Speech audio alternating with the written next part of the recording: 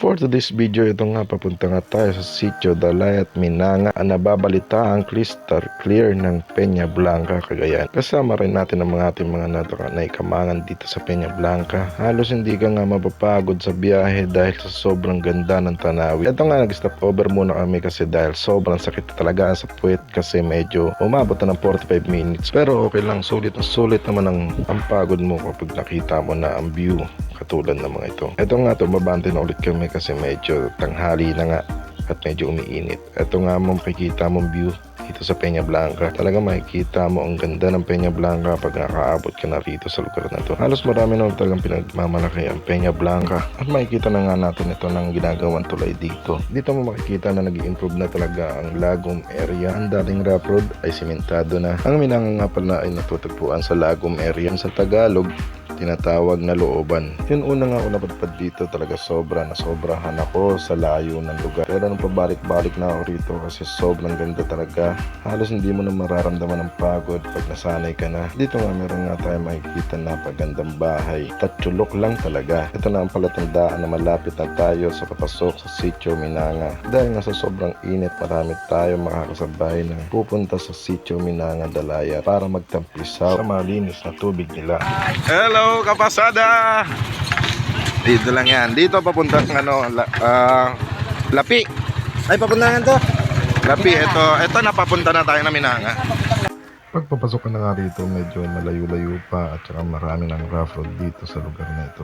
Pero carry lang dati yun, pero ngayon simentado na rin. Habang palapit nga tayo na palapit sa lugar na pupuntahan natin, paganda naman ang ating makikita na tanawin. Saktong-sakto sa init ng panahon na makikita natin dito sa Peña Blanca, Cagayan, lalo na pag mga ganyan ang tanawin na makikita mo. At malapit na nga tayo. Dito nga pala sa barangay nila ay magbibiayad tayo ng 20 pesos bilang entrance fee natin. Kasi na lang naman ng 20 pesos para sa ganda ng lugar nila. Sa lahat nga po na pupunta rito ay paalala lang po, huwag nating hayaan ang kalat natin. Kung ano ang ating dinala, yun din ang ating bibitbitin. Para sa mga darating na henerasyon ay makikita pa rin ang magandang tanawin na katulad nito. Dito nga sa part na to, dito na nag-i-stop yung karamihan.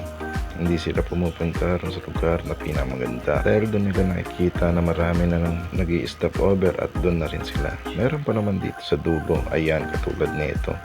Napaganda ng lugar na ito. At ito na nga, nakarating na nga tayo rito sa last na tindahan ni Kuya mo JR sa Leonod Family. Dito na tayo sa part na to kasi dito unti lang ang tao at napakaganda pa ng lugar na ito. Halos parehas lang naman din dun sa unahan, pero rito hindi masyadong crowded ang tao. Kaya kung makikita mo, puro batuhan, ang nasa dulo niyan ay puro tubigan. Dahil marami tayong kasamang bata, kaya rito tayo sa mababaw na park. Meron din naman dito malalalim na park, pero dito ang pinili natin para sa mga batang kasama natin na hindi lumangoy tulad ko.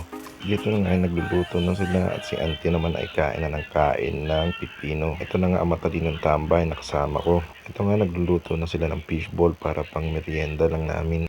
At ito na ipapakita ko na sa inyo kung gaano kaganda ang lugar na ito.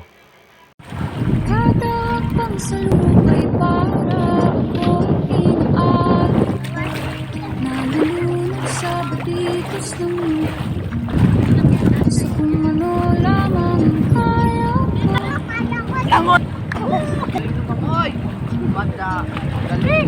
Yang bigat sa mga problemang di masolusyonan agad.